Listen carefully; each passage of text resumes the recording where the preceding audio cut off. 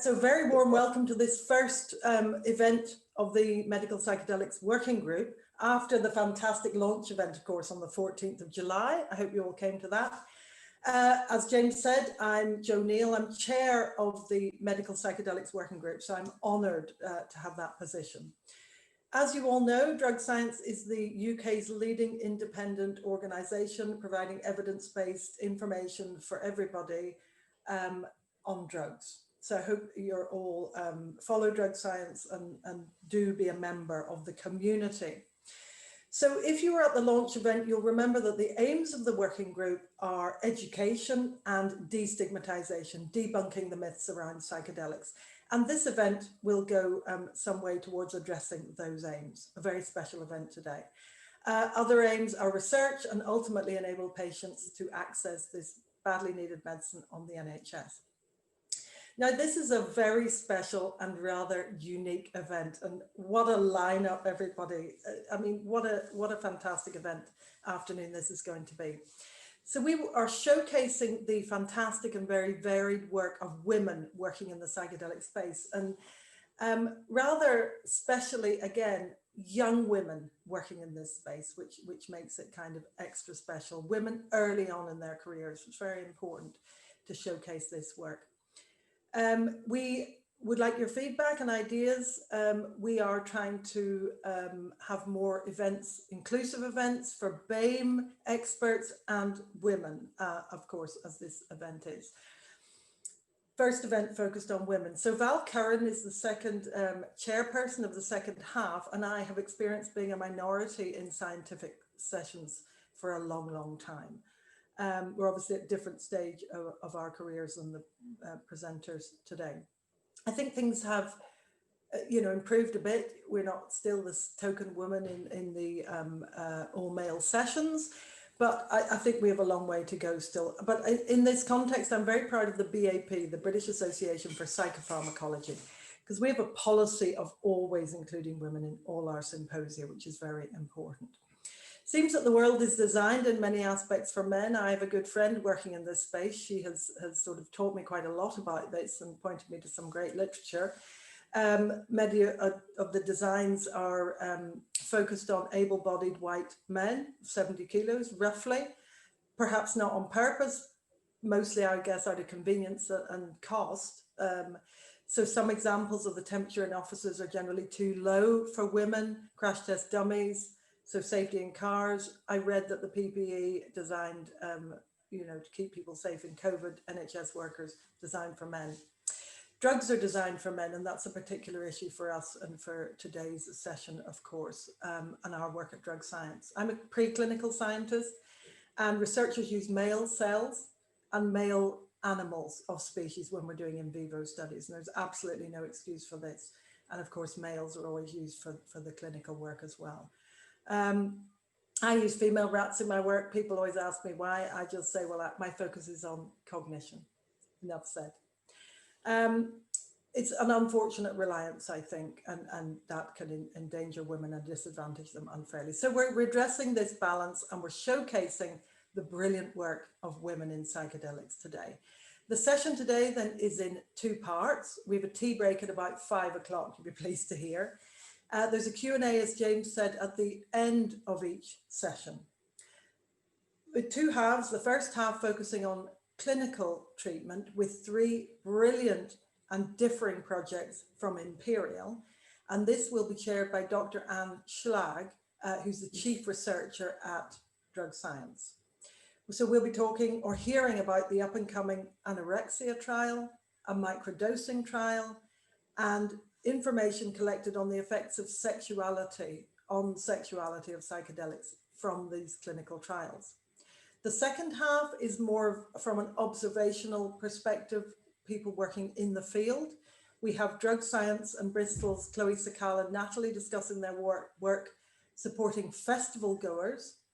And as a parent of a daughter who spends her summers at festivals, I'm particularly keen to hear all about this. We will hear about the use of psychedelics to treat trauma from sexual abuse from an American expert. Great of you to get up so early. Thank you very much for joining us today. Rather specially as well, we will have two personal accounts on the use of psychedelics for healing trauma from sexual abuse. I think it's incredibly brave and very kind of these women to come along and share their experiences with us. So please, audience, do be respectful to our special guests in your questioning. These are very sensitive and difficult issues to discuss. And one issue is that these accounts, they are about sexual abuse and the trauma, the resulting trauma, and this may be disturbing content for some of the audience. So James is going to put in websites, supportive websites into the chat for you. These women will be speaking at the end of each session, just in case you don't want to attend those. So welcome everybody. That's it from me. Thank you so much for coming to this and supporting Drug Science in this very special event. It's my very, very utmost pleasure to hand over now to Dr. Anne Schlag, Drug Science's lead researcher, and I have the privilege of working with Anne at the moment on a couple of projects, so that's great fun. And Anne is going to chair the first session. So goodbye from me for now, and thank you, Anne. Hi everyone, and thank you for the kind introduction, Joe. And like Joe, I am also very excited to be joining and actually chairing this first session. I have also strong professional as well as some personal interest in psychedelics and using psychedelics for healing, and it's wonderful to be presented here first with the most cutting edge research in the field from Imperial College, as well as with the all important patient perspectives. So we're going to plan to keep presentations to around 10 minutes so that we can have time for discussion and question afterwards. So please keep your questions going, coming to the Q&A. And without further ado, I want to introduce Dr. Meg Spriggs from Imperial College London. I'm going to read up here a little bit. Meg completed her PhD in psychology at the University of Auckland in New Zealand. Her passion for improving mental health treatment led her to join the Center for Psychedelic Research at Imperial in 2019. And here she works as a trial coordinator and a guide on trials of psilocybin.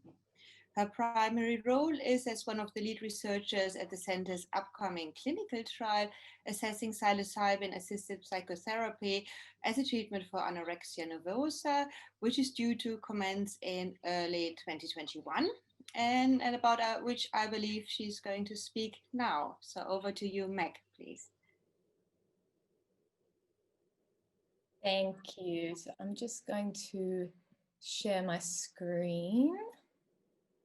Can everyone see that okay? If you say nothing, I'm going to assume yes. Okay, I'm getting a thumbs up. That's good. Okay, so hello, everyone. Welcome. Got too excited there. Welcome to this very special Drug Science event. Thank you, Anne, for the introduction. And thank you to Drug Science for holding this event. I have the honor of speaking first, which I feel quite grateful for because it means I can enjoy the rest of the talks afterwards. I'm going to talk today about our upcoming trial at Imperial College looking at psilocybin-assisted therapy as a treatment for anorexia nervosa. But because I'm speaking first today, I thought I would take it upon myself to provide a few definitions. So this is a woman in psychedelics event. So I'm sure that everyone here knows the term psychedelic, meaning sort of mind manifesting. It was a term coined by Humphrey Osmond. However, there are different names for this class of medicines or drugs or compounds. Another term that you're going to hear a bit today is entheogens, which is more about sort of the spiritual aspects of psychedelics. However, the terms are used somewhat interchangeably. So when I use the term psychedelic, what I'm referring to mainly is classic psychedelics. Here are three examples: DMT, psilocybin, and LSD. So what these three drugs or medicines have in common is that they are all primarily active via the serotonin type 2A receptor in the brain because they're structurally analogous to serotonin. So just to put that in the broader context, So psychedelics, we kind of class them together based on their mechanism of action, and this is distinct from other drugs such as MDMA and ketamine, which are important in their own right, but they are sort of distinct in their mechanism of action. So next, I'm just going to introduce anorexia nervosa. So anorexia, I'm sure that we're all familiar, is a condition that primarily affects young women. However, older women, children, and men are increasingly being diagnosed with the condition. It, by definition, is a restriction of energy intake leading to significantly low body weight, an intense fear of gaining weight, and disturbances in the experience of one's own body weight and shape. It is the psychiatric condition with the highest mortality rate, not only due to the physical complications associated with the disorder, but also due to high suicide rates. And again, getting too excited. At present, there are currently no first-line treatments for the disorder. This is both from a therapeutic perspective and a medication perspective. And one of the reasons for this could be because, you know, a lot of the treatments to date tend to focus on managing the symptoms and not really getting at the cause of what's underlying the disorder. So perhaps more efficacious treatments might be looking towards getting below the surface. So what is there at the moment out there about psychedelics and eating disorders? So I'm going to talk about eating disorders more broadly here because very little has been done on anorexia specifically. However, actually the first study or case study of an individual being treated with a psychedelic for an eating disorder was in a young woman with anorexia. And this was actually in 1959 in France, where a young woman was given 2 doses of psilocybin. And it was concluded in this case that psilocybin had an indisputable therapeutic action, as it led to great strides towards her recovery afterwards. 1996 of a gentleman who was actually diagnosed with body dysmorphic disorder, which is a related condition. He noted that when he took psilocybin mushrooms, he noted changes in his appearance and he no longer looked deformed to himself. There's also been one qualitative study of individuals who had a diagnosis of an eating disorder and went to an ayahuasca ceremony. And afterwards, they reported decreases in their eating disorder psychopathology, but also increases in self-love, self-acceptance, and increases in their sense of self-worth. And perhaps that is getting at that sort of underlying mechanism that I was hinting at before. And there's been one quantitative study that we published earlier this year, myself and my colleagues Robin and Hannes, looking at changes in depression scores and well-being scores following a psychedelic experience. So individuals who took a psychedelic of their own accord and who reported a diagnosis of an eating disorder showed decreases in depression and increases in well-being 2 weeks after a psychedelic experience. So that leads me into kind of talking more about the trial itself.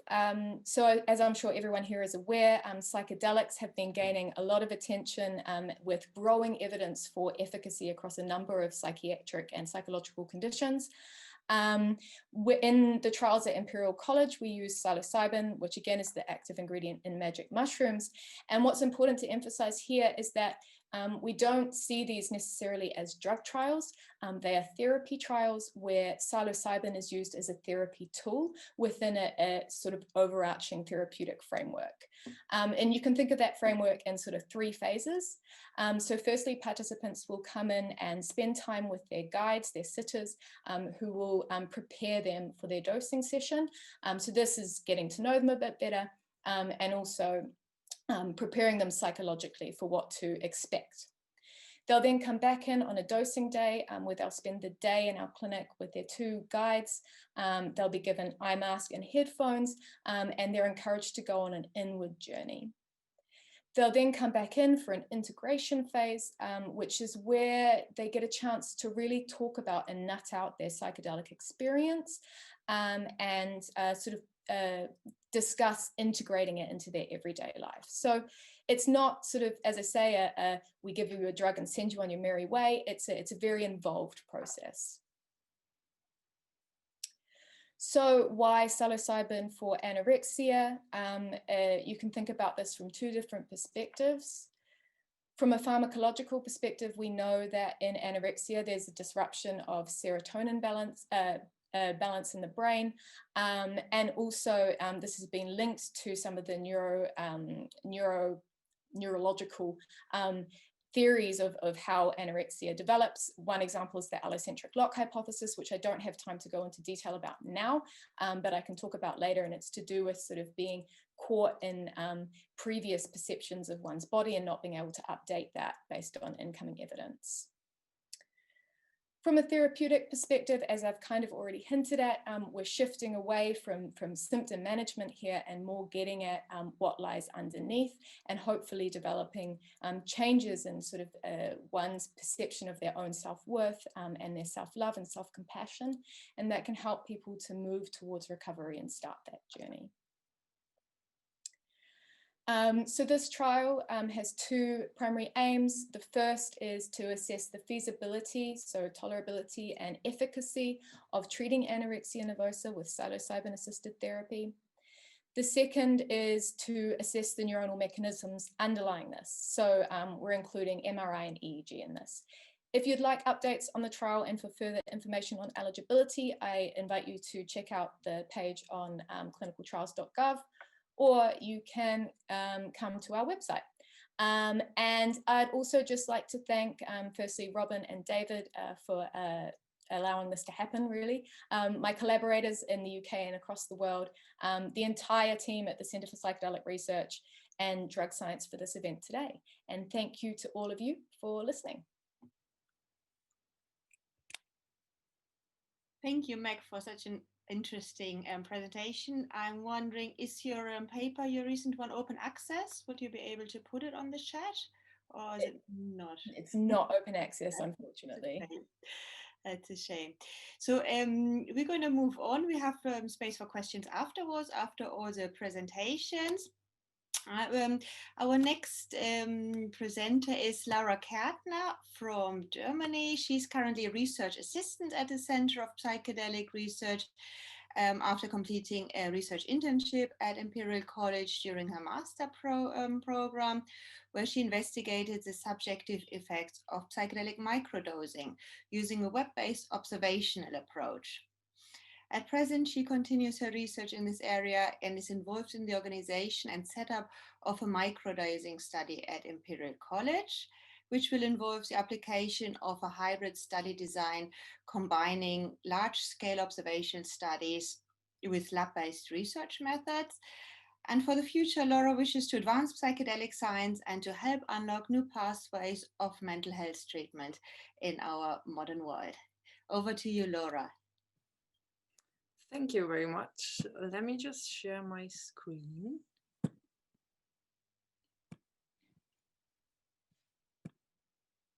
Okay, is that visible for everyone?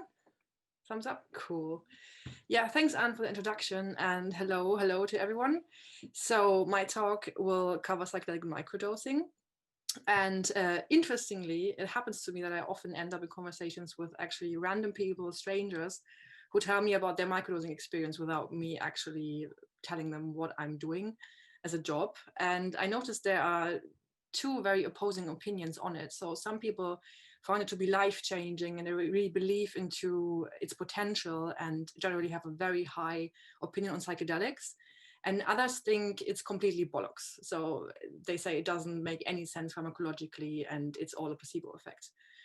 And this picture is currently also reflected in the scientific literature. So I'm really intrigued. So because we simply don't know yet whether people report to feel better because of the pharmacological effect of a microdose, or whether they simply expect to be better and these claimed benefits are largely driven by the placebo effect. So first of all, to start, what is microdosing? So microdosing describes the regular intake of very low doses of psychedelics. And this happens often for an extended time period, can be weeks, months, up to years. and people usually dose every third and fourth day, and take 5 to 10% of an ordinary dose. And the idea is that the dose is too low to induce obvious drug effects, so the effects are kind of sub-perceptual, but high enough to beneficially alter psychological functioning. What sounds a bit contradictory in itself, but that's the original idea of it. And interestingly, microdosing has been promoted to be the new smart drug and a biohack for productivity and creativity. And it's not rare that people often try to self-medicate and manage their mental health with the help of microdosing. And you could actually say that the reports of the effects of microdosing are a little bit too good to be true, because people report positive mood effects, positive effects on well-being, improved relationships, and increased appreciation for nature, enhanced cognition, creativity, and productivity. So as you can imagine, with all these positive anecdotes circulating, microdosing has gained overwhelmingly positive attention from the media. And since the first introduction of the concept, there have been several books, news articles, documentaries that have been published and are promoting its effectiveness. And all this attention, of course, leads to a pretty strong belief formation about the positive effects of microdosing. And as you may know, with strong beliefs comes a large potential for placebo effects. However, generally, it can be said at the moment, there is no scientific consensus on what microdosing actually is. So we don't know what is a safe and effective long-term dosing schedule, what doses should be applied. And current research is gaining traction, but it's still in its infancy. So basically, at present, people are kind of self-experimenting without an empirically grounded database. And so far at Imperial, we've been conducting 2 studies. One of those was first web-based observational investigation of people who microdose over a period for 4 to 6 weeks. And here we tracked the experience of 81 participants from before, during, and after they completed a microdosing regime. And to cut it short, so we had 2 very main findings in the end. We found significant increases in well-being that were accompanied by significant decreases in depressive symptoms and anxiety symptoms, self-reported symptoms. But we also found that the expectations for well-being improvement were significantly associated with those changes. So as we hypothesized, the positive expectations at baseline were driving, or seemed to be driving, these effects. And this is very suggestive of a role of like a large expectancy or placebo effect. And overall, these results that were found in this study are in line with other observational studies that largely support the claims about microdosing. However, as the name says, these studies are observational. That means they're not experimentally controlled and observe a phenomenon that is naturally occurring. So that means in the end that these results have to be taken with a grain of salt, as there are a number of methodological limitations. And this makes it hard to distinguish drug from placebo effects. So in our little pyramid here, our survey study lies somewhere around here. And at present, there are only very few properly controlled scientific studies, so-called double-blind randomized controlled trials, which have addressed this issue.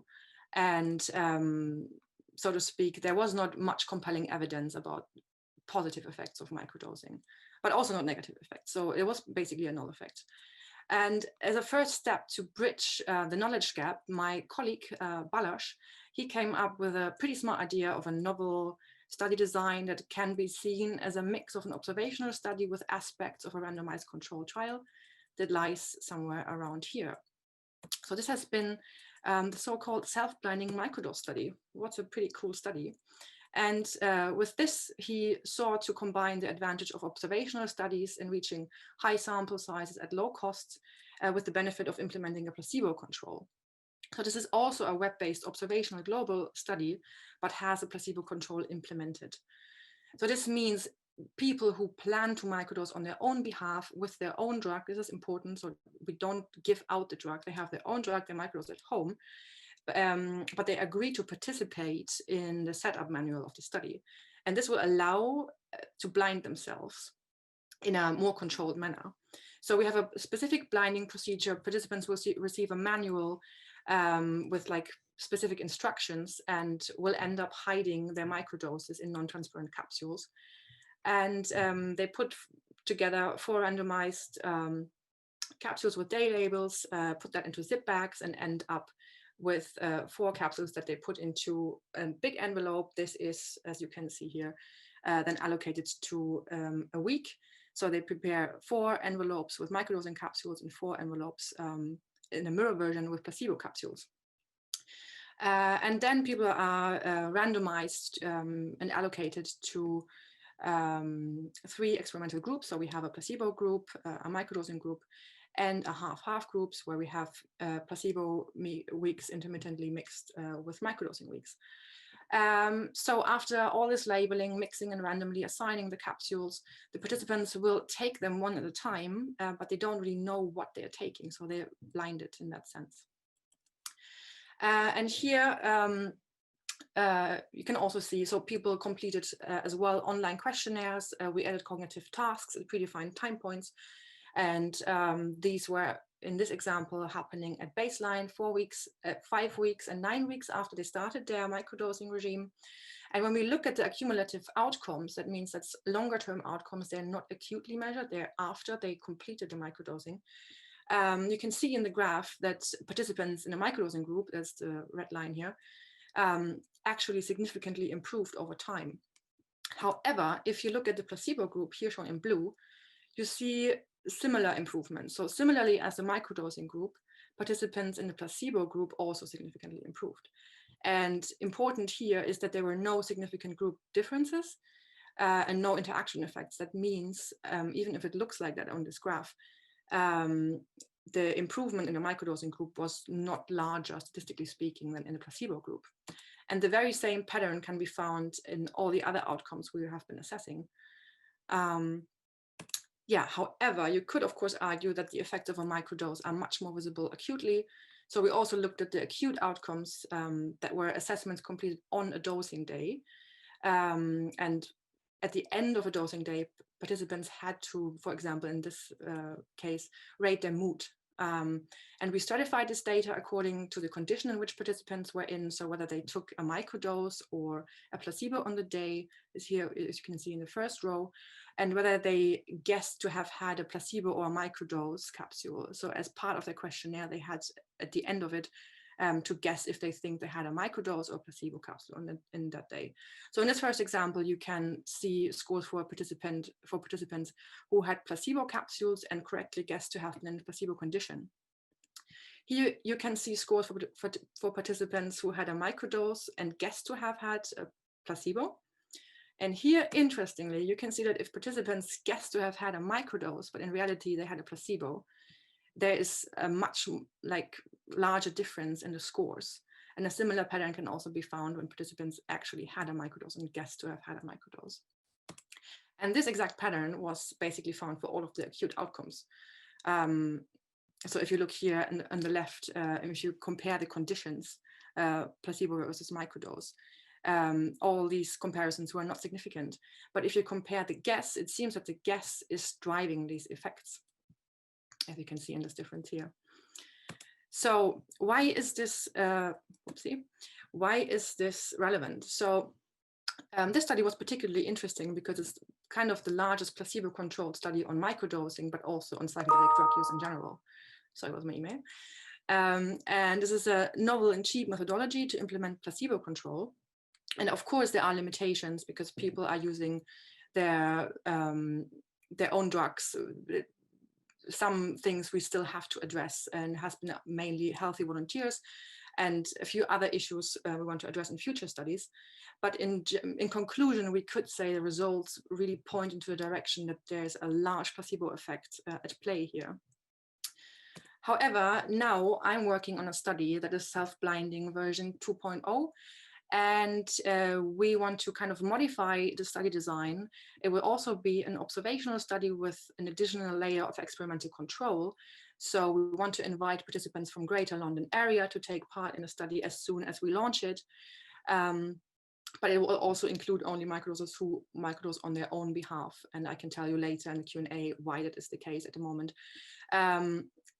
it will also involve opportunistic recruitment. So we aim to include participants who may want to manage their mental health. So with slight mental health issues would be good if we could assess them as well. And the exciting thing about this study is that we will add 3 lab visits where we'll invite people to come into the lab, and we will include more hands-on measures like neurophysiological markers of brain activity, biomedical sampling, psychophysiological measures, and of course cognitive tasks and behavioral measures. And yeah, this is about to come soon. You can keep up to date on our website. And that's it from me for now. Thank you to my team and everyone who's involved in this amazing research. And feel free to ask me anything later. Thank you so much, Laura. That was really exciting. I think a really inventive way of investigating this topic, and look forward to actually your future research of the well, slightly more different study as well. So without further ado, I would like to move forward and introduce Dr. Bruna Giribaldi. Let me just put here. Hold on. Let's just got everything here. Okay, so Dr. Bruna Giribaldi is also at Imperial College. She is a pharmacologist who graduated from UCL and has been part of the Center for Psychedelic Research for over 5 years. She was the lead manager of the recent Psilocybin for Depression clinical trial and also a psychedelic guide in the healthy volunteer study. She's currently working on a publication that will be pooling the results from several imperial psychedelic studies that looked at sexual functioning, and which she will be presenting today. So welcome, Bruna. The floor is yours. Thank you so much, Anne. Thank you for introducing me and for being here. I'm just going to share my screen quickly.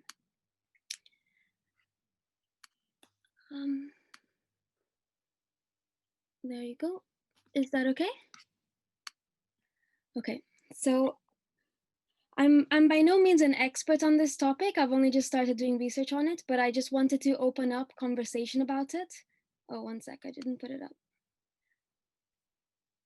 Yeah, because sex is such a huge part of the human experience, and it didn't seem like anyone was talking about this kind of stuff within the field of psychedelics. So it's just more of an opening up the topic kind of presentation. But I'm going to be talking about how psychedelic experiences could affect people's perceptions of sex and also body image. So why this topic?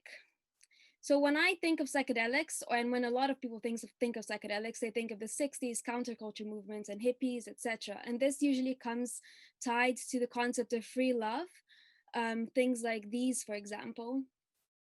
And so sex and psychedelics have been tied together in people's minds for a very long time, but the science hasn't really addressed it at all.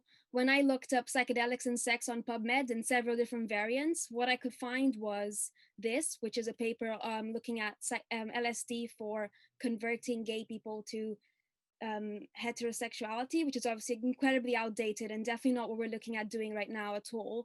But it didn't seem like many people were having these kinds of discussions or including sex questions in their clinical trials that I could find anyway. But what have we been doing? We've been looking at the use of psychedelics for several different conditions, as you all can see here, and as you all know, I'm sure.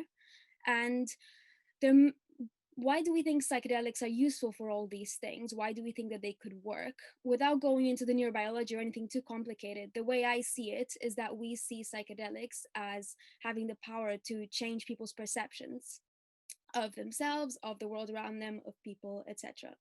So I thought to myself, how can psychedelics change people's perceptions of sex? So I sent a little battery of questions about sex to lots of my colleagues, and we included it in 5 different studies that we have at Imperial College London. So these are all the studies. I was managing the depression trial, but all of these other studies were conducted by other people. And so I just want to thank them here, and also Kenneth for making this possible, and all of our supervisors. And a special thanks to Hannes for doing most of the analysis that I'm actually presenting today. But I'm going to be talking about only 2 studies today, but you can ask about the other ones in the questions if you like. So firstly, the Global Psychedelic Survey. This is an online observational study And we were asking people questions before and after an informal psychedelic experience. So taking psychedelics at home or at a party or a festival or anything like that. But the ceremony study is also online and observational, but we were asking people questions before and after a formal psychedelic experience, like a psilocybin or ayahuasca retreat. But if you put both of these together, what we're doing is we're asking people questions about their sex lives and perceptions before and after any kind of psychedelic experience. And that's what I'm going to be looking at today. So back to my original question. Can psychedelics change people's perceptions of sex? So there was nothing on this in the literature. So Hannes and I devised a tiny little scale called the Sexual Perceptions Questionnaire, still unvalidated. But people could choose scores from 1 to 7, and it was whether they agreed or disagreed with 2 statements. So we were curious to know whether people were open to trying new things in their sex life and whether they saw sex as spiritual or sacred, as a spiritual or sacred experience after taking psychedelics. So what were the results? Firstly, I'm going to have these graphs throughout the presentation. So here's baseline. So before people take any psychedelic, this is 4 weeks after psychedelic, and this is 6 months after psychedelics. These are scored out of 7 here. And these are the p-values for baseline to 4 weeks and baseline to 6 months. But you can just look at the little stars, and the bigger the amount of stars, the more significant the difference is. So as you can see here, we found that there was a significant increase in people's openness to trying new things in their sex lives after taking psychedelics. And this did last up to 6 months, which is quite amazing. And we also saw that there was a really significant increase in people seeing sex as a spiritual experience after taking psychedelics, also lasting up to 6 months. So in both cases, there were increases. So we asked further questions. Firstly, can psychedelics change people's perceptions about their bodies? And this is particularly important because bodies are so linked to our perceptions of sex as well, and how we feel about ourselves, and conditions such as anorexia, like Meg spoke about. And also the question of, can psychedelics promote sexual flourishing? And the concept of sexual flourishing I kind of created because when I was managing the depression trial and working on the previous pilot study for depression, we found that psilocybin did not cause sexual dysfunction in the pilot study, but other antidepressants are known to cause things like sexual dysfunction, for example. So lots of people were talking about sexual dysfunction in the literature, but they weren't talking about whether psychedelics could move that in a positive direction, something like a sexual flourishing, which isn't, I don't think, a concept that really exists. We have flourishing in terms of well-being, but we don't really have it for sex. But that is what I mean when I use that term. So we use this brief inventory of sexual functioning. It's a huge scale, so I just selected a few of the items. Firstly, we were asking people, have you felt pleasure from any form of sexual experience?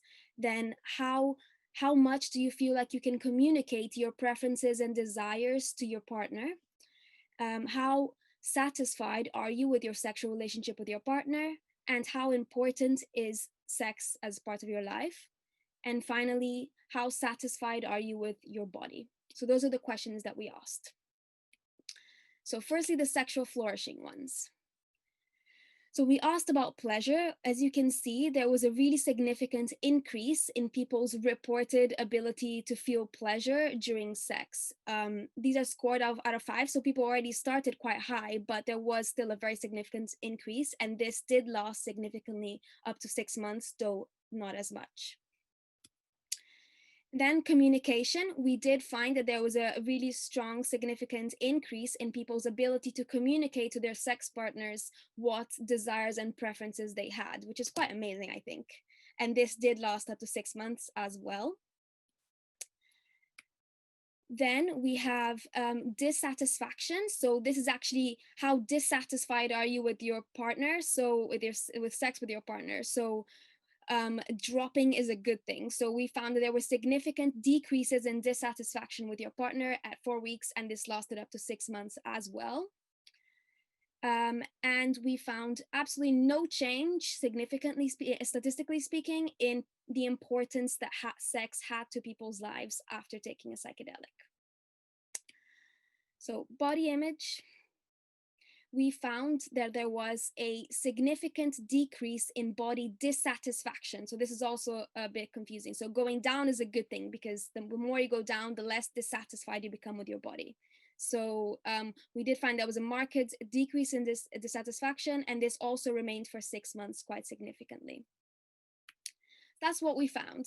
And for the purposes of this talk, I'm also going to compare genders, just because I thought it was interesting, since it's a women in psychedelics talk. We did include another gender as well, so not just men and women, but we only have 15 participants who selected that option, which isn't enough to include in a study. So I will just be comparing men and women in this talk. So firstly, this is a bit different. These stars relate to not the differences in increase, but the differences between the groups. So here, for example, there is a significant difference between men and women at baseline. So that's what these stars represent. Here are men and here are women. So I thought this was really interesting and kind of what I expected as well, but it's kind of cool to see in the data. Men reported significantly greater pleasure in all 3 time points than women did, which is quite interesting.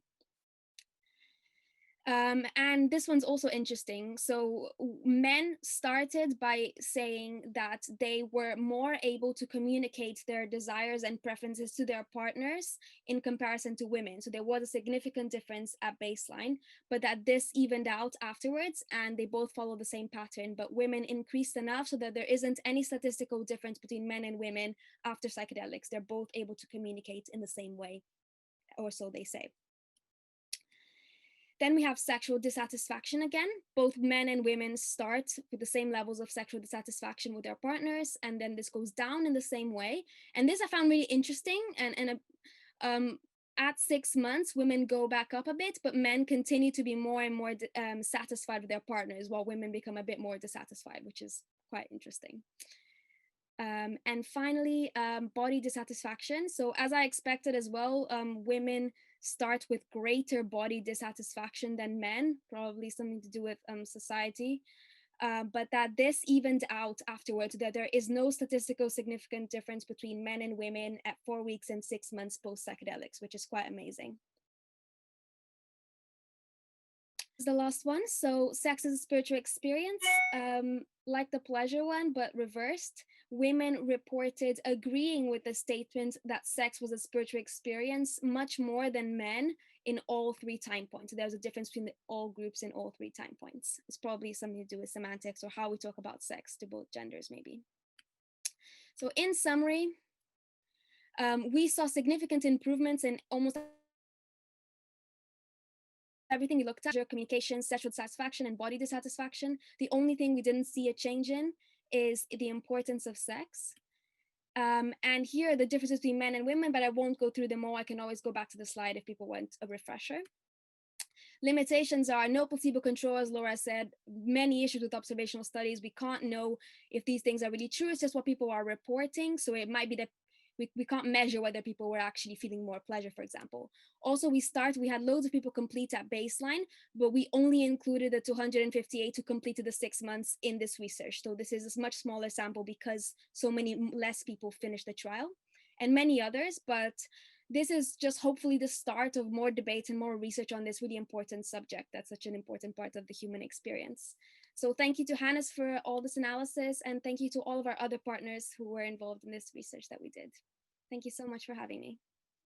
Thank you, Bruna. It was fascinating presentation and some fascinating results. And specifically like the one about the sexual communication aspect as well. Hopefully we'll have time for questions in the afterwards. Overrun a little bit, but I'm keen to get on with things and introduce our first personal experience special guest. Her name is Leah Park. Leah is a design and tech entrepreneur with brand and e-commerce expertise. And she was recently featured in Business Insider as one of the top female retail entrepreneurs to watch in 2020. So welcome, Leah. Leah has a very long and impressive CV. She's a design and tech entrepreneur with brand e-commerce expertise. And she was a founding member of Guild Group, which was sold for 250 Million, where she was responsible for the vision, voice, and customer journey and the internal ad agency. She currently works and is co-founder and chief creative officer at Canary Limited, based here in London, a medical cannabis company. Also, I should add, Leah recently became a mom, so it's a mom of a little daughter at home. So welcome, Leah. The floor is yours. Thank you very much, Anna, for the introduction. I am really happy to be here and to share my ayahuasca experiences. And I'll start with my background. So it's a little difficult to speak about still, but I grew up with a mother who shamed me because I wasn't pretty enough for her or smart or talented enough for her. And she did beat me whenever I was not performing the way she would like me to. And then as well, a father who was pretty violent, especially when he was intoxicated, mostly towards my mother, but he did threaten the family, and I grew up not feeling very safe physically or emotionally in the family. And so we did a thing in our home, which we call chama in Korean. It means to hold it all in. And so I grew up kind of not processing my emotions and not and living in secret, really. And my life purpose became to prove to my family, to myself, to the world that I was special, important, and worthy of love. And so eventually I built a really great career I'm proud of, but I found that no amount of success or status or wealth actually could fill this void I was trying to fill. And actually it had the opposite effect. Finally, when I reached the top of my career, I looked in the mirror and I saw all of shame and disgust, and so I tried everything. I was on 5 different pharmaceuticals until I became so numb, and I was just kind of a shell of a person, and that wasn't working. And so over the years, I had also undergone multiple surgeries to try to fix the way I look. And maybe if I fix the way I look, I can fix the way I feel inside about myself. And absolutely, I wish I could reverse every one of those surgeries. And then I developed some severe eating disorders. And at the time, I knew what I was doing, but I didn't want to stop because they were proving the exact distraction I needed to face what it was that I was trying to hide. But looking back, and even now, I don't really judge myself anymore for my failed coping mechanisms. I've been working with ayahuasca for 7 years now. I've been a part of 30 ceremonies, as well as working with other psychedelics such as wachuma, which is a cactus plant, and iboga, an African root plant, and heroic doses of psilocybin. So that is at least 5 grams of psilocybin, which is a lot of active ingredient. And I'll share a little bit more about my ayahuasca ceremonies in particular, because it's true what they say, that there are these incredible visuals and they are remarkable. Although in the past few years, I haven't had many of the similar visuals. And now looking back, I realized that the visuals have never been the point. It was kind of a byproduct. And really what you'll hear and what I'll say, what you'll hear is that it's the meeting of a God. And I hate the use of God. So I'll say that, yes, I have been in the presence of this power. And it's kind of like having access to consciousness itself, or the source that powers life. And yeah, it's absolutely been life-changing for me because it altered my view of reality. How could this be? How could I be experiencing these things? And I haven't been taught about these things in school. They're not in science books, but it's happening. And I've had several breakthrough ceremonies over the years, and I'll mention one because it's a reoccurring experience for me, where my consciousness is kind of suspended in this dark space, and there's nothing there except for me without my body. And the first time I experienced this, I immediately knew it was my pure self. So me before anyone could influence my mind. Anyone could tell me that I should have hopes and dreams for myself, and before I picked up any bad habits. And it was just an incredible feeling.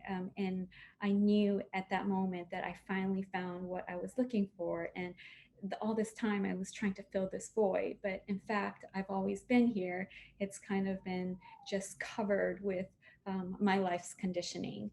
And so, um, absolutely, it's absolutely changed my life in that I've been able to feel worthy and, excuse me, been able to kind of bring that into my real normal life.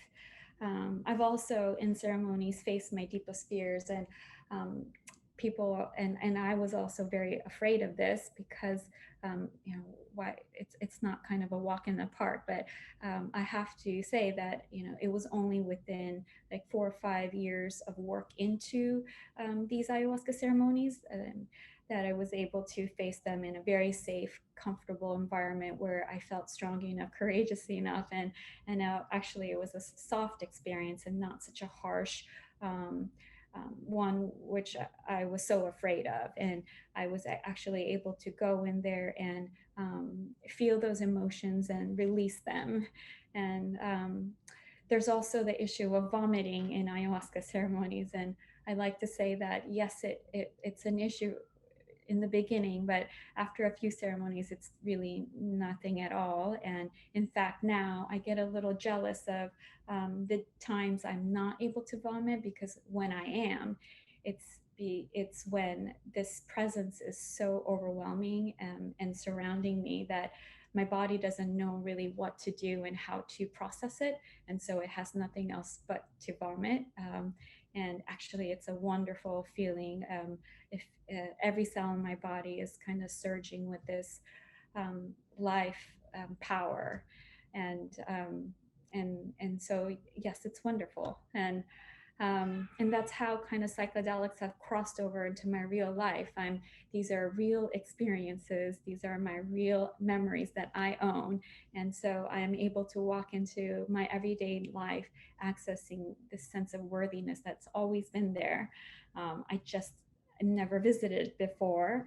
And I have a new perspective of myself and my life and the traumas that I've endured and the coping mechanisms that have failed. And now I'm able to kind of build the support I need to help me kind of take each one of these scales off in my journey.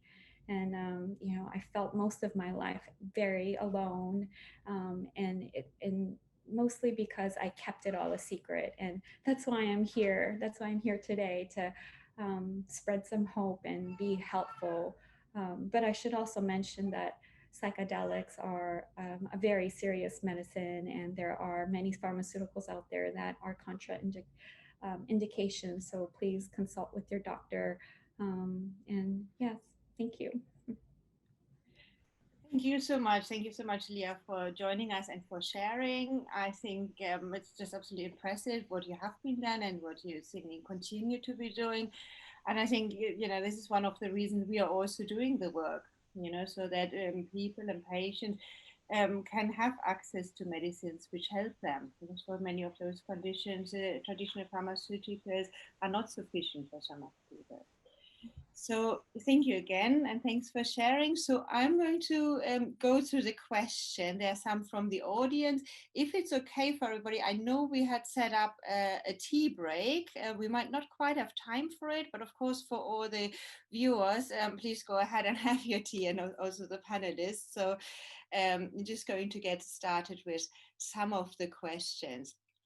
I think let me just go through the things. So some, I don't know if you can see this, Leah, but some very nice comments for you and some very big thank yous for sharing in the chat. And yeah, that people are grateful that you share that.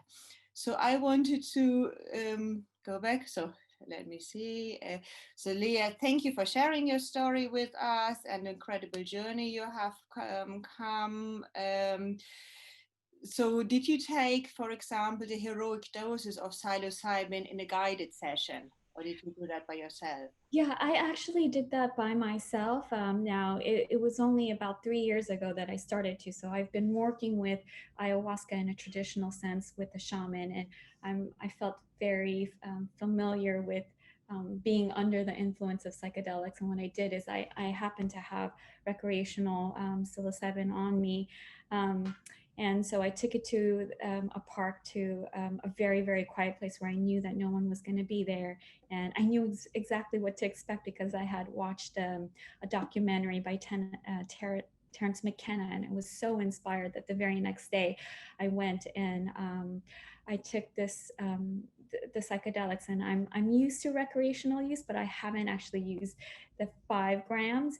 And it was so heart opening. And I mean, I sat on the bench and I cried for 5 hours, and I didn't really know what I was crying about, but I was crying my emotions out. And that's exactly what I needed, because I've been kind of holding every single emotion and thought in me. And for the first few sessions, that's exactly what happened. And so the next time I made sure I brought a lot more tissue.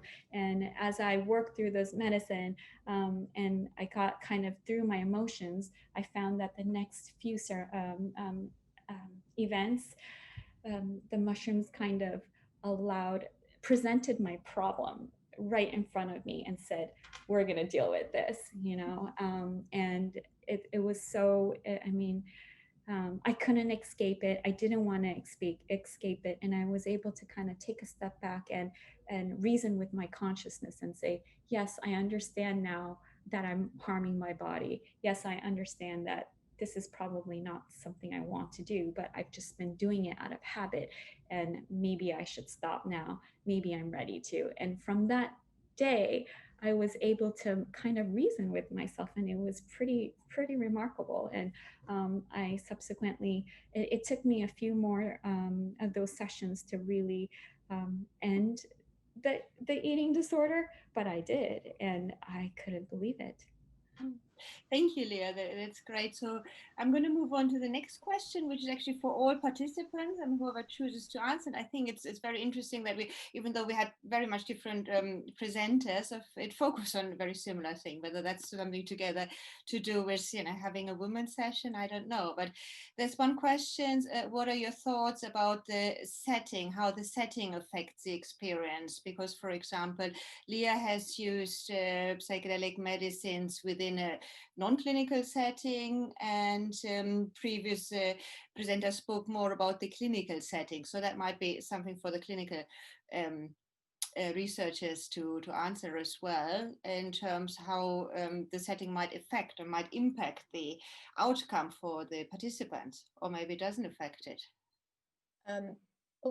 Yeah, please go ahead. Shall I go? I would say that the setting is very important. So in our trials, we put a huge emphasis on the setting. When our participants come in, we have a very comfortable clinical environment. We use like mood lighting, and we put like nice pictures on the walls, and we have fluffy blankets, because we want to create like a space of comfort, a space of warmth. But also on top of that, there's the psychological preparation that's also needed. So we spend a lot of time getting people sort of in a state where they feel ready to go on this journey, because it is a big journey. So really spending time helping people to develop the skills to navigate the psychedelic experience. And I can see that Bruna has something to add, so I'm going to pass over to her. Thanks, Meg. Yeah, so I think when people think of setting, it's easy to think of just the physical environment, like the room, which, as Meg talked about, that's really important, and we really place a huge focus on that. But setting is also, as you say, psychological stuff, but the music is a huge part of the setting. And I wrote a paper with Mendo Kalen. You can I'm not sure if that's easy to find, but it's on sort of the concept of the music as being a kind of like another guide in the room, because the music actually has the most directive impact of anything, and like the music really affects how your experience goes, which is really fascinating. And also the guides are another part of the setting, so how much bond you have with the people who are with you, how supported you feel, etc. I mean, we haven't, no, I don't think anyone's done any study where you've like objectively looked at different settings, but from all the work that we've done and they have done in the Stixies as well, we can see that the setting is hugely impactful on whether something's therapeutic or how it goes, or, you know, if people have like bad trips, but if you're in a safe environment, that can be framed as like a really good thing that you can learn from. So we see this setting as hugely important. And I know that Robin has a paper specifically on setting. I'm not sure if that can be placed on the chat as well, but yeah. Yeah, thank you, Meg and Bruna. I think what you highlighted, both of you, all three of you, with Leah as well, in her non-clinical setting, shall I say, not non-traditional, just the safety aspect of the whole thing, the feeling of safety, as well as the physical safety, as well as the trust and the confidence that one can have in the facilitator. So whether clinical or non-clinical, that's just absolutely essential. Since we have Bruna here, there are quite a lot of questions for you, Bruna, sex. So one I'm choosing here: what is the mechanism of flourishing sexuality using psychedelic? Is it only psychological because there's an improvement in the body image, or an improved communications, or is there actually a pharmacological mechanism? Okay, so my talk is so the beginning of this that we don't have the answer to that. We don't even know if the sexual flourishing actually happens, because at the moment it's just observational. So people are reporting that these things are happening to them, but we don't know whether they actually are. I mean, obviously people experience that they are, which is amazing. That's the placebo effect, regardless of whether it's placebo or not, is still amazing that people are able to feel better. But I can't really comment on any kind of pharmacological mechanism because we don't know if there is one actually happening. But I think that I don't know. I mean, I think the way that psychedelics are able to change people's perceptions and like embody things. So, you know, you can hear someone say a superficial sentence like we're all connected or something, but when you're on a psychedelic you can feel it inside you, and that's why they have so much power for so many people. And with things like sex and body image, if you have sort of like a sexual or like some kind of experience that's related to how you perceive your body, you can really embody that and you can take that afterwards. That's what I would imagine from the psychological perspective, but again, I can't comment on whether it's at all because of the psychedelics or, you know, if it's something else, but more studies will hopefully shed a light on that. Excellent, thank you. And there's another one, I think it's right. Did you collect, oops, just hold on, where is it gone now? Did you collect any data on whether any of the partners shared the psychedelic experience? That's a very good question. No, we didn't collect that data. That would be extremely interesting. I actually would be really interested, especially the partner dissatisfaction questionnaire, to see like how each partner sees the other partner. It would be really interesting, but no, we didn't. We just asked people. We don't know whether they're related to each other or not. They might have been, but we don't have that data. It would be interesting indeed, wouldn't it? Okay, moving on to Laura, a couple of microdosing studies I found. Laura, have you found a difference with microdosing with psilocybin versus LSD? Are your studies only for the mushrooms, for psilocybin, or yeah, can you talk about that a little bit? Yeah, that's a very good question. So far, we don't know, like at present. The studies that have been conducted so far in a more controlled clinical environment were, I think, mainly with LSD. But currently, I'm collaborating also with like a few different study sites who will use psilocybin in a microdosing protocol. And we aim to compare the effects. It could be that there are different effects in one way or the other, because LSD, for example, has like longer lasting pharmacokinetics, and there is the hypothesis that it may enhance dopaminergic neurotransmission later on. So there's a biphasic mechanism going on with LSD. So it could be, in theory, that the effects could be differently, but at the present moment, there is no solid evidence where we could base this on, just assumptions. Okay. And another one for you, Laura. What were the acute outcomes measured as part of the self-blinding microdosing study? Do you have them already? Yes, so I presented on that. We had subjective mood ratings at the end of the day, very short questionnaires that just tapped into some domains, mainly mood and just tapping into different feelings of how creative have you felt or things like that. But we also had cognitive tasks. So every Thursday, when people actually had a microdose or a placebo dose, they were completing cognitive tasks, I think within 2 to 6 hours after they took the microdose. So we aim to capture acute drug effects, but of course it's a bit messy because not everyone is completing the task at the same time. People have different substances, different doses. So that's what we have been assessing. And we haven't found any strong effects on cognition. Nor mood. It seemed to be like a trend in positive mood effects and a trend in some of the subtasks in cognition, but nothing that was like very compelling and overwhelming of significance yet. Okay. So. Excellent. Thank you all. Well, to sum it all up, there's another question which always comes up, so I'm opening the floor to all of you. It looks like there's going to be a need for more psychotherapists specializing in psychedelic assisted therapy in the future. What advice would you give to somebody wanting to become a psychedelic guide for trials? And I know many of you have been involved as a psychedelic guide and facilitator, so maybe each one of you could say a sentence or two towards that. Laura, go ahead and start since you're on. Yes.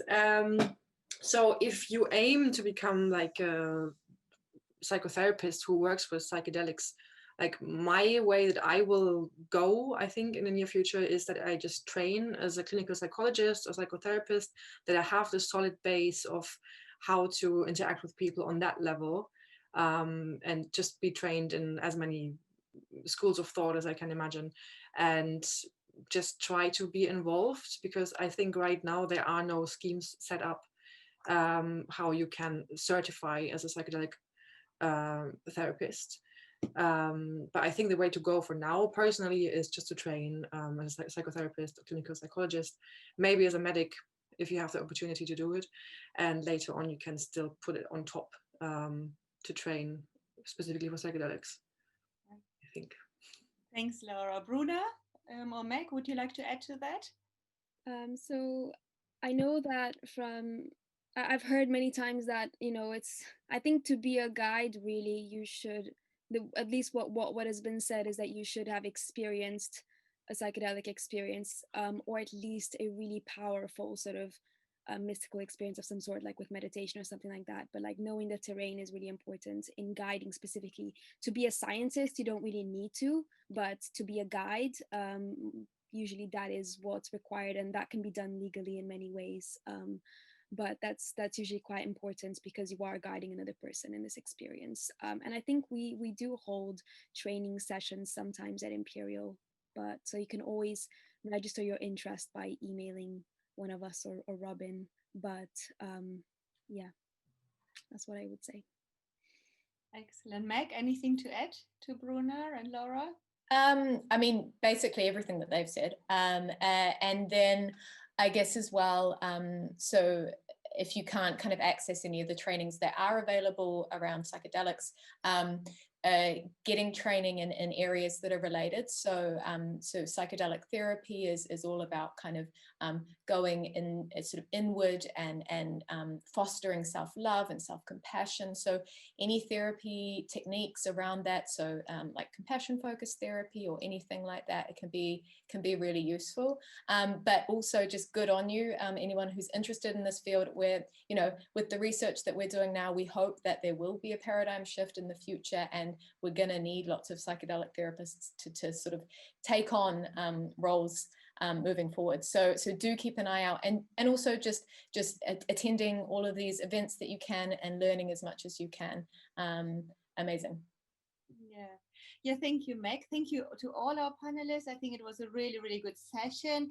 And I would just also like to, conclude the session by saying that it has, psychedelic therapies have so much potential, as really Leah especially highlighted, as well as all the research paper and the research presentation we had. And we really need to work together towards destigmatizing the medicines and working towards the possibility that the research can continue as well, so that patients that can benefit from psychedelic medicine can actually benefit from it in an accessible way, in a way that is really possible for them. So I'd like to end this session on that and move onwards to Professor Vi Curran from UCL.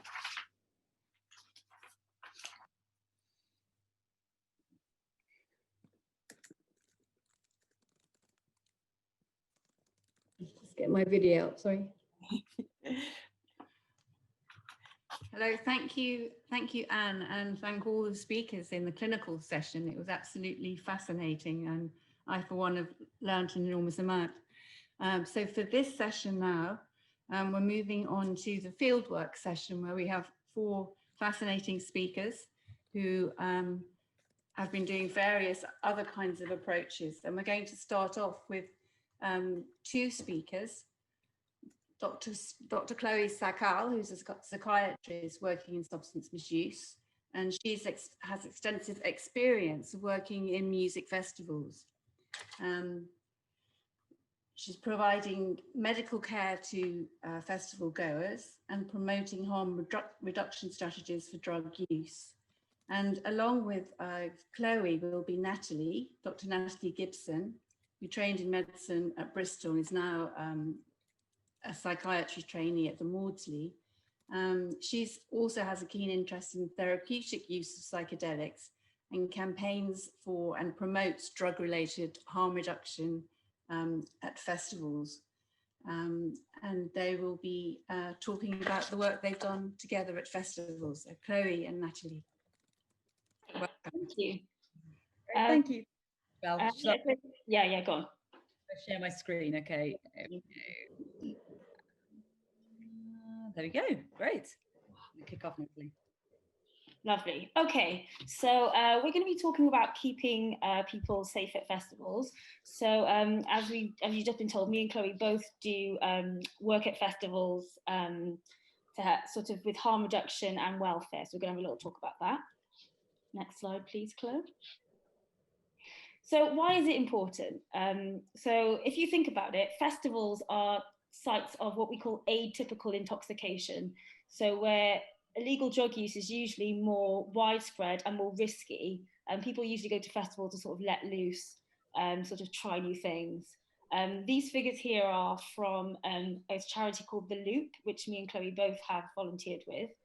So they've collected this data at festivals. So they've found out that more than 50% of people attending festivals admit to taking illicit drugs. And of this 50%, over half admit to taking larger quantities and a wider range than usual. And this would include psychedelics. A considerable number of people using them at festivals. So, festivals are sort of hotspots for drug use, and maybe drug use in people who don't usually do it. What we can call them festival-only drug users. And so these people are actually more vulnerable to harm because their tolerance is low, and then and their knowledge might be low. Next slide, please. Oh yeah, and drugs, not drugs. Anyway, so what are the risks? So at festivals, obviously it's a very sort of different environment to maybe if you're taking them at home or with your friends. There's the added risk of if you're buying on site, so that you're buying from unknown dealers, unknown quantities. There's a wider range and increased quantity of mixing with alcohol and combinations of drugs, because you're at a festival and you're trying to have a good time. For everyone who's been to a festival knows you're not going to get a lot of sleep and your diet's not going to be the best, so you've got that thrown in. If you think of a festival and the environment, it can be very overwhelming and it can be very unfamiliar. There's large crowds, there's loud music, you're not going to know your way around. So you're increasingly vulnerable in these situations. So if you're starting taking drugs maybe for the first time, maybe you're mixing, maybe you're taking alcohol, then you're increased risk of lots of things: theft, sexual assault, getting lost, all those kinds of things. And also at festivals, which is maybe slightly different to if you were sort of out in the real world, there's reduced access to facilities. So, you know, if you collapse at a festival, it may take a bit of time for people to reach you. Obviously, there's on-site help and medics, but it's not going to be as robust and as quick as maybe other places. And also you're mainly, you know, at festivals and things, you're outside. So you've got exposure to environmental elements as well. Next slide, please. Thank you. So this, I know it probably hasn't come up very well. You can Google it. It's the Tripsit drug combination chart. So when we've volunteered at festivals, we've got this in like blown up massively in one of the tents. So what it's got is all different drugs going down the bottom and the side, and it basically shows you if you mix them together and what the harms might be. Some people might complain that it teaches you, you know, what drugs go together and it's teaching you how to take drugs, but actually I think it's really important because some people don't know, you know, some drugs just do not go together, and it's important to know, you know, if you're mixing drugs, what, you know, if it's a dangerous combination. So as you can see, the boxes with the big red X's, I don't know if you can see the key up in the corner, but the ones with the big red X's are, you know, dangerous combinations. So we recommend you do not take those two together. Some of them are synergistic, so they actually complement each other. Some of them are low risk, some of them might reduce the risk of the other one. But this is up there just because, especially at festivals, people are more likely to be mixing. Okay, thanks.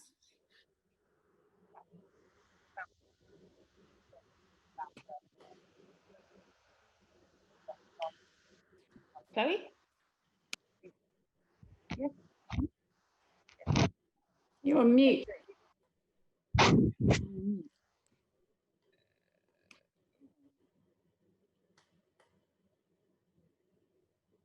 I still on mute? It's saying I'm not There on you go, mute. there you go, you're on, It's you're on. fine. So I think it's important to say that this is about physical risk. So this isn't about psychological difficulties. I think it actually says that you mix psychedelics, but that may produce psychological difficulties. So this really is about medical concerns.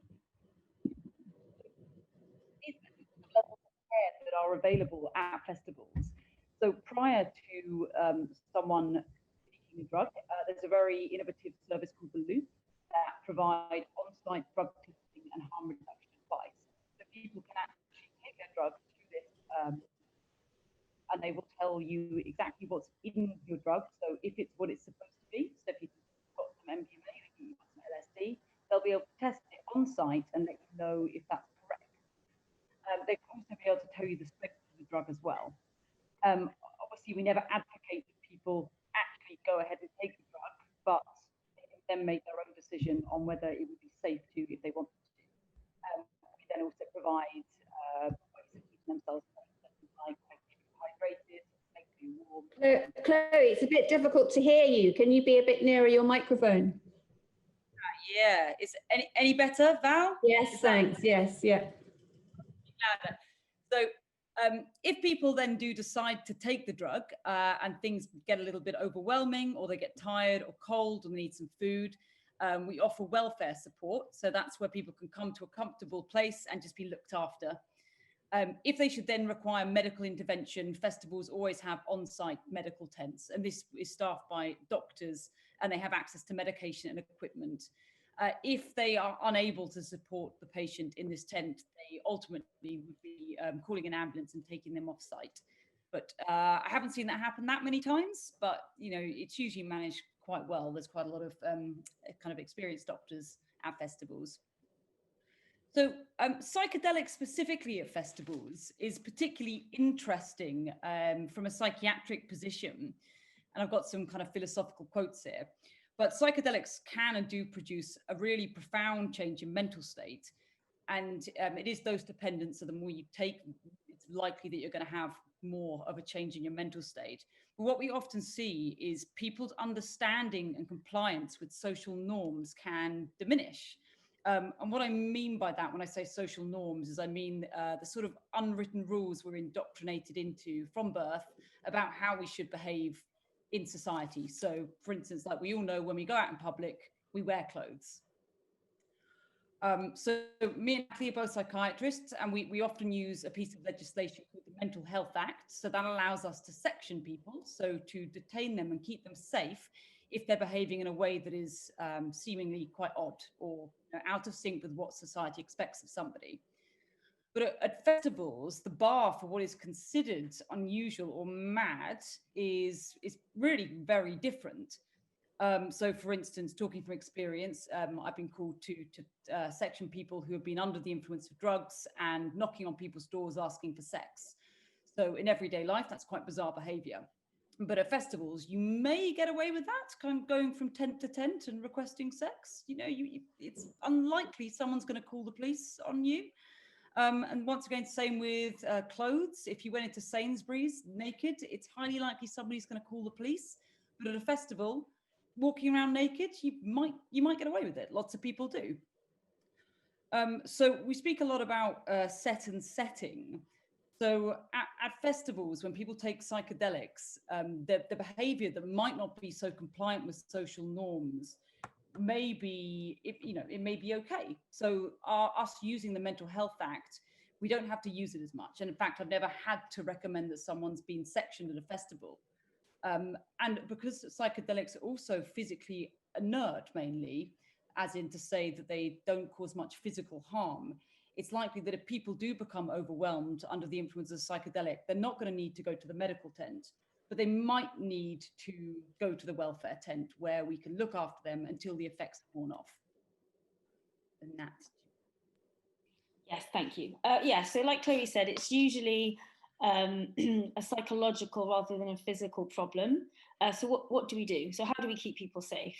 So Chloe and I have also volunteered with another charity called Psycare. And these people are purely there to help people who are under the influence of drugs and maybe having a bad trip. And we deal with welfare. So what they do is so these 3 bullet points are their sort of main principles. So they are there to provide a safe and supportive environment where people can be assisted, having difficult experiences. It's run by volunteers who have usually had experiences themselves. And it's sort of to support people through these challenging times. They can provide general welfare, water, food, that kind of stuff. And it's to reduce, the whole point of this is to reduce the harms associated with drug use. So we can maybe intervene before something goes into a crisis, provide psychological support for people undergoing difficult experiences, and then we can give harm reduction advice there as well, and sort of impart knowledge on people who may not be that knowledgeable about taking drugs. How it's sort of set up is that there's the welfare tent is 24 hours. It's somewhere where you can go. It's low stimulus. You can get food and drink there. It's warm. Like I said, it's volunteer led, non-judgmental. I mean, Chloe and I are both doctors, but there wasn't, it's run by anyone can volunteer. It's not very clinical, if that makes sense. We try and make it non-judgmental and an inviting place, so people feel like they can present and they're not going to be judged or the police called or anything like that. And we also we work alongside the medics, and like Chloe said, so the welfare tent is very separate from the medic sort of physical health tent, but obviously we work together, and when they've been medically cleared they can come to us, and vice versa. And we also work alongside the security at festivals, because they're very important in finding people who maybe have collapsed on a dance floor or having a difficult experience or wandered off. So sometimes there'll be people at the welfare tent, but then we can go out sort of on to go and collect people. And what you find as well is if people know where we are, then people will bring their friends there. And once the sort of word has got around that what we do and where we are, then we usually have a lot of people sort of self-presenting. Okay, thank you. So the benefits, I mean, and like I was saying, I think I see it as if we can get someone through a difficult psychedelic experience at a festival without having to use any sort of Mental Health Act legislation, I see that as a huge win, because it can be highly traumatic to be carted off by the police and wake up in somewhere in a cell, essentially. and we've never had to do that so far. But the benefits essentially keeping people safe, and often we get people through it and we get people back and they just go on to enjoy the festival, and people are really grateful that they've been able to have the psychedelic experience, even if they're taken a bit too much and it was overwhelming, that they were able to get through it and go back and carry on enjoying the festival. Great. And I've got some resources here. So Psychedelic and The Loop, the two organizations we've been speaking about. The bottom one, Wedanos, is a charity where you can actually send your drugs off and they will test them for you and they will let you know what's in them. So this is a great way to keep yourself safe if you're planning to go somewhere and use drugs. Thank you very much. Thank you very much. Okay. Thank you, Chloe and Natalie, for a fascinating talk. It's really important work you're doing to keep everybody safe at festivals in that way. So thank you so much. And without further ado, we're going to move on now to Laura May Northrup, who is a somatic psychotherapist who practices ketamine-assisted psychotherapy. And she's a producer, and I really want to recommend her website, a podcast. She's the producer of a fantastic podcast called Inside Eyes, which is a real joy to listen to.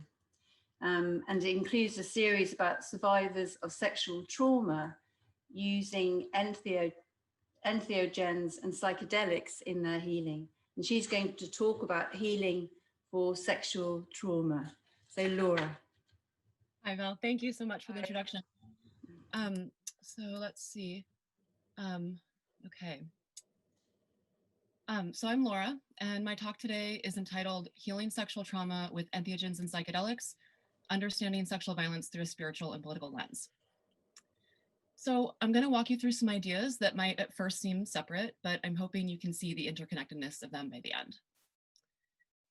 First is the idea that sexual violence is a form of spiritual abuse.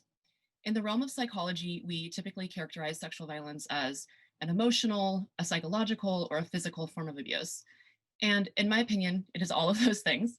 And it's a form of abuse that enacts violence on the very core of one's vitality, meaning their sexuality. And while spirituality can be hard to define from a scientific perspective, from a felt sense perspective, any violence that attacks sexuality is an attack on the human spirit, and in its wake leaves a spiritual wound. I would argue that, in fact, sexual violence crushes the human spirit. It does this in a myriad of ways, and one of which is that it exposes the survivor to violence that brings us to the far edges of what humans are capable of. It really forces the survivor to engage with the unspeakable, the unthinkable, and really the uncomprehendable. When we think about extreme acts of violence, it's almost impossible to comprehend. We say things like, how could this have happened? We often look away. We want to find a reason that it happened. And often in the case of sexual violence, we even want it to deny that it happened. Survivors, bystanders to the violence, and those that have actually caused the sexual harm are all capable of denying that the violence occurred. It's hard to talk about spirituality because it's so easily conflated with religion, and despite being an entirely separate and distinct thing. And in the case of science, a complex relationship exists with spirituality. Things need to be able to be measured in order to prove that they exist, or phenomena need to be describable with words in order for them to make sense. And it's really difficult to do that with experiences of a spiritual nature. Spirituality is also a concept that means something very different to different people. So here's how I'm using the term. Among many other things, spirituality is a path toward engaging with the nature of our humanity and the ways our humanity exists in relationship to the natural world. Through spiritual pursuits, we question what is moral, we try to understand the meaning or purpose of our existence, and we confront the most challenging parts of being human: living, dying, loving, hating, the creation of life, and the destruction of it. All things can be viewed through a spiritual lens because all aspects of our existence pertain to our own humanity. So sexual violence exposes the survivor to an immense spiritual crisis, the confrontation of extreme cruelty. But moving along, one of the most common symptoms survivors report is what we call in the therapy realm dissociation. And basically what that means is you're not in your body.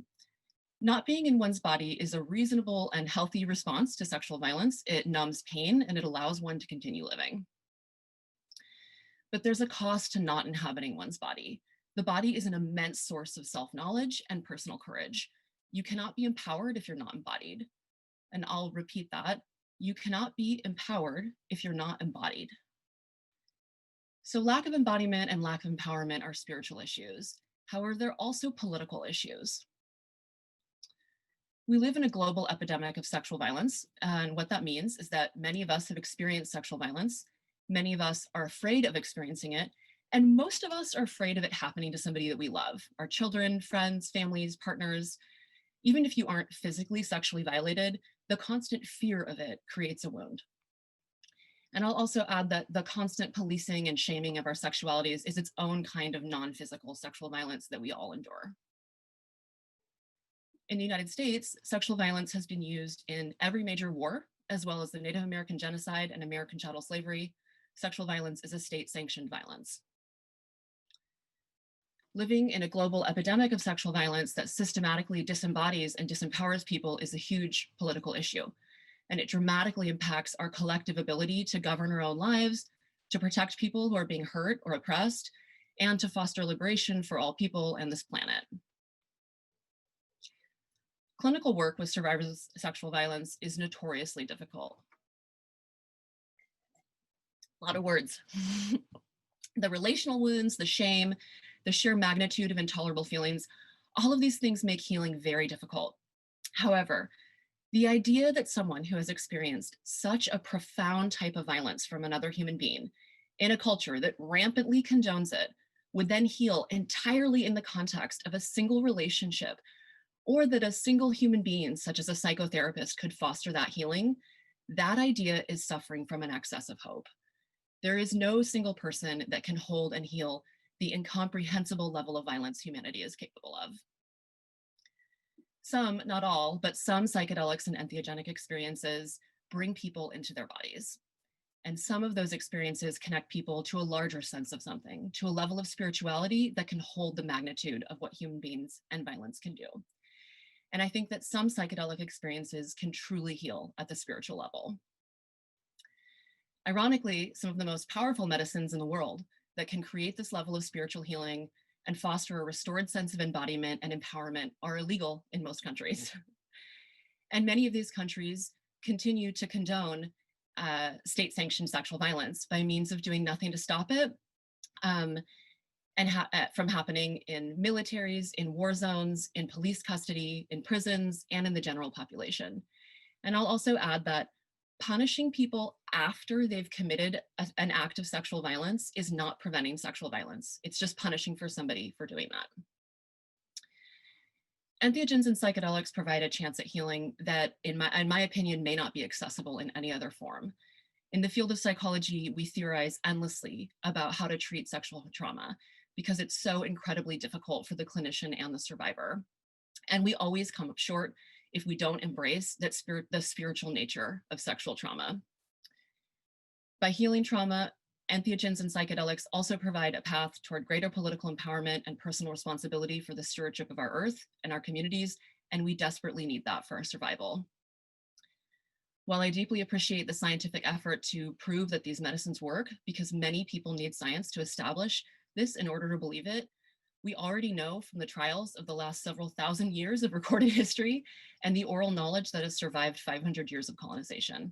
These medicines heal people. And in conclusion, they do not need to be illegal, they need to be accessible. Thank you.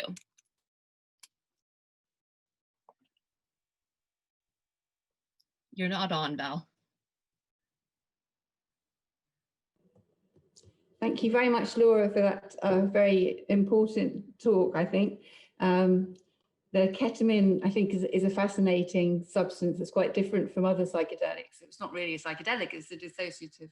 And it's very extraordinary now how much progress we're making in how ketamine can be used therapeutically in terms of rewriting memories or bringing back the dissociative state. So many, many thanks for an excellent talk. So without further ado, now we go on to a much more personal talk by Sean Siren, who is a multimedia artist living in New York, who trained originally as a classical musician. In terms of entheogens, she's primarily worked with ayahuasca. She's sat with 3 different shaman or curanderos, healing people, each with a different spiritual tradition. So Sean's knowledge is based on her own experience, but also more kind of anthropologically on the oral discussions and tales that people tell both before and after ceremony circles. So Sean's talk today is about ayahuasca healing for childhood sexual abuse, a personal account. So thank you so much, Sean, for coming from New York to discuss or to give this talk today. Thank you. Thank you for having me. My name is Shan, and from the age of 3 to 5, I was repeatedly forcibly raped by my uncle. I'll say that again. My name is Shan, and from the age of 3 to 5, I was repeatedly forcibly raped by my uncle. It's important to me that I say these things out loud. It's terribly difficult for me to do so. It hurts to speak it out because even now, after almost 30 years, the reality of my early life is difficult to accept. Because he told me that my mother would die if I told anyone, and I was 4 years old and I believed him.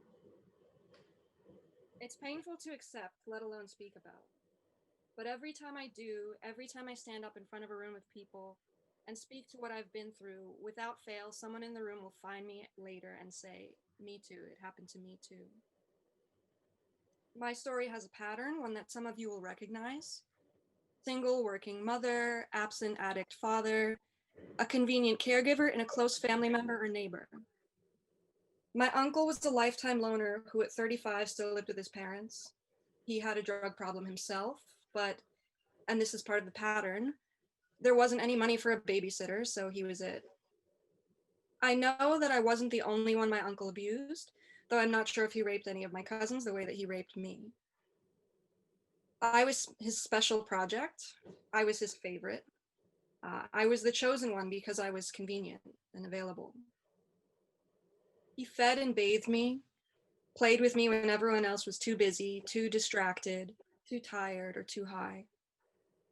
He listened to me, and maybe that's the worst part, that he made me feel special, worthy. He studied and observed me, his actions and his attitudes, and his eyes and his hands and the sound of his voice and the cigarette and sweat smell of him imprinted on me in an extremely deep way. And I made what sense of all that incomprehensible agony that I could with a child's mind. When my father got sober, we moved away. By that time, I was too old for him anyway. I think it scared him, me learning the real adult words for the parts of me that he abused. Or else the reason was altogether worse, and you know how we rationalize things. It's much easier to think that he stopped out of fear than because he simply desired a child as young as 3 or 4, and that by the time I turned 6, I was too old. Only those of you who have been abused will understand the unique heartache of being ejected from the relationship when you age out. In some ways, the pain of that rejection is worse than the agony of being raped by someone 3 times your size. It fills you with helplessness and shame. You come to resent your own body for betraying you, for ruining the one thing that made you feel special in a world where you came absolutely last. You curse yourself because surely it's your fault. After all, you're the one who changed, who ruined things. Because these people who rape children, they try and make you think as though that's all you're good for. So you come to grow a bodily resentment. And for me and for many others, that resentment turned to illness later in life. Joint pain, muscle pain, stress rashes, headaches. I was ill for a very long time. It ramped up in high school and peaked in my 20s when I finally got a diagnosis. 5 years of heavy and expensive pharmaceutical drugs later, I was still in pain, I was still in agony, only now there were side effects from the medications. I wanted to die, and my body seemed like it was on board. I couldn't quite bring myself to do it, though I thought about it often. I was sure my existence was cursed and that I was too damaged to live, and that it was only a matter of time before the whole system shut down anyway. I didn't know any other way to think until I met the grandmother, which is what some of us call ayahuasca.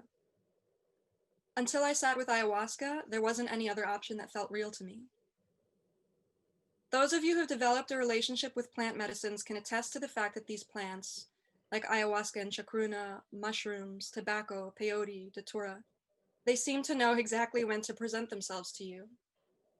As I told Laura 2 years ago in her podcast, ayahuasca presented herself to me through a series of complete coincidences right at the time in my life where I thought that without a miracle, I would definitely die. By chance, I overheard someone talking about an ayahuasca circle, a woman just a little bit older than me. She was beautiful and vibrant, and she didn't seem happy in the ignorant way a lot of people who have never known deep pain seem happy to me, but she seemed content and centered, and I wanted what she had. So I did what I had to do to drink ayahuasca. And when I did, for the first time in my entire life, I felt a bliss free of agony. Like a good dose of Percocet, but realer. It's three-dimensional joy, not the flat, fleeting feeling you get from a drug high.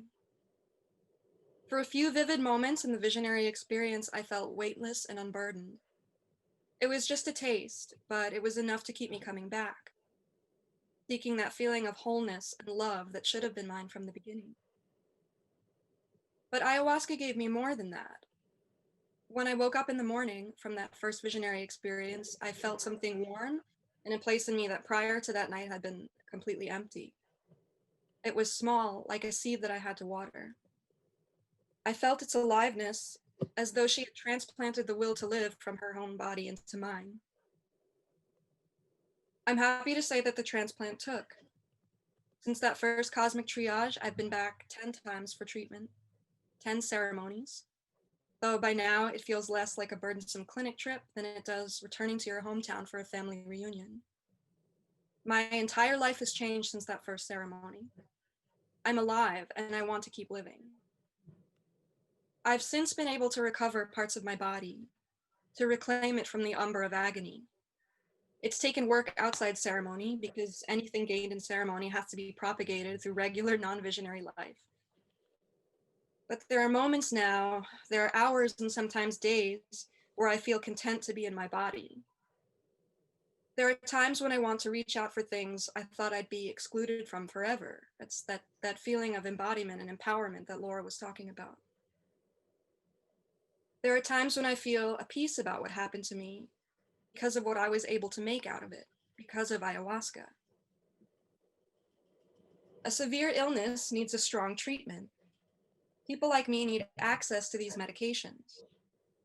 I come from a long line of junkies and grifters and con men and survivors. It's encoded in us to find what we need to survive, no matter how hard that may be. For some of us, the pain is so bad we need heroin or Xanax or Percocet or all three. But I found a better way to treat the problem at the source. That's what entheogens do. They treat the problem at the source. I like to think that if enough people had access to healing, all kinds of healing, not just with entheogens and psychedelics, but other modalities, like my uncle wouldn't exist in the first place. Like Laura says, this is a political, societal issue. It's permeated through all of human existence. I imagine future generations of children, of women, living in a world where the silent pervasiveness of rape and incest is nothing but a far-off nightmare. Thank you.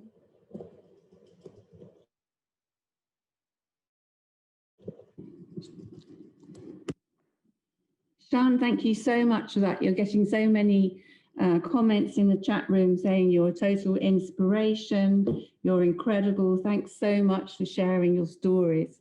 So I hope you have time to look at all the comments afterwards. Everyone's saying thank you so much for sharing your experience. That was truly inspirational talk and you expressed it so beautifully. So that's the end of the speaker session, but now there are people that I'm going to look at the questions. There's just one other comment I'd like to read. You are an incredible human. You're not alone. So that says something like you were talking about people coming up to you afterwards to say, play experiencing something similar. And here you are so beautiful. So now I'm just going to have a look at a few questions, but perhaps I can kick off with one about ketamine and being different from other psychedelics. I don't know if any of the panel or perhaps Laura would want to talk about the differences between, say, ketamine-based therapy from the other therapies we heard about in the first session with other psychedelics like psilocybin and LSD. I can say a little bit about it. I mean, I think one of the things that is complicated, and I sometimes talk about this in a more public sphere, but I don't feel like we talk about it enough, that I really wonder sometimes about if we put all of these entheogens and psychedelics together because there's something so similar about them, or just because we're responding to the criminalization of them, and that's why we lump them together. But certainly I think ketamine is very, very different than, say, ayahuasca. I'll say that part of why I practice ketamine therapy is because it's legal and I'm a psychotherapist and I'm trying to protect my license so I can continue to work with the people I work with. I don't want to take up too much time describing the difference between them because I think they just work in such different ways. But maybe just the thing I'll say is I do think it's important if you're going towards this work to heal, to really take time to understand and think about what you actually need. You know, I think ayahuasca does something that is very physical, very much in the body and very spiritual and is a very, very profound medicine. And also some people, it can be really too much or they're not in a place in their life where they're ready to do it. And ketamine, I think in a lot of ways can be a more gentle experience. There's an episode of my podcast where someone kind of talks about how they needed to do some ketamine treatments to kind of come out of their severe depression. And then they moved on and used mushrooms and they felt like that was actually the right path for them. Okay. There's a question now about, is there any data on the impact of psychedelic therapy versus other types of therapy in relation to trauma, including sexual trauma? So the person saying that most psychedelic research that they've come across seems to show that people using psychedelics after they've already tried more traditional psychological based therapies or medications. I think there's a lot of, I mean, right now we're in a time when there's a ton of research going into this. I don't personally know of any research that's related to psychedelics or entheogens that's very specifically about sexual trauma. And I've talked sort of in passing to people who are involved in some of the MAPS trials. And something that happens is that people get excluded. So people have to answer a lot of questions in order to qualify for PTSD. And oftentimes people get excluded because complex PTSD shows up in really different ways. So if you can't answer the questions on a scale that shows, hey, I have PTSD, and this is that part about like science needs things to kind of be measurable, then you might be excluded from a study and simultaneously have severe childhood trauma. Maybe I could speak to that one a bit. Chloe. Yeah, I've also done some work on MDMA-assisted therapy for the treatment of alcoholism, and often with alcoholism there is a background of trauma. And what we did find is using MDMA to assist the therapy had much lower relapse rates than traditional alcohol therapies. So and a lot of trauma, a lot of the participatory. So we certainly did see better results when using MDMA alongside therapy. Okay, we have another question here about whether any of the speakers have, I've lost my Zoom. Any of the speakers have advice for postgraduate research students in low and middle income countries where there's often little funding or political will to move forward with psychedelic research. Do any of you have advice about how they can get involved in psychedelic research.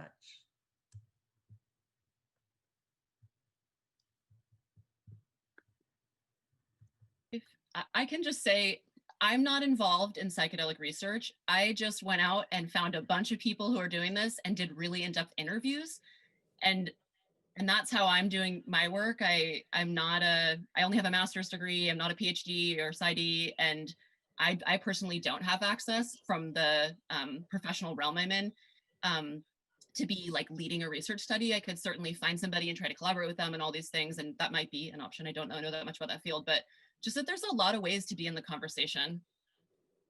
I think if you reach out to people who are doing research at the moment, I think, I mean, especially in times at the moment with COVID, a lot of things are happening online, so you don't necessarily need to be in the location where the research is happening. We can do certain types of research remotely now, so it's worth reaching out.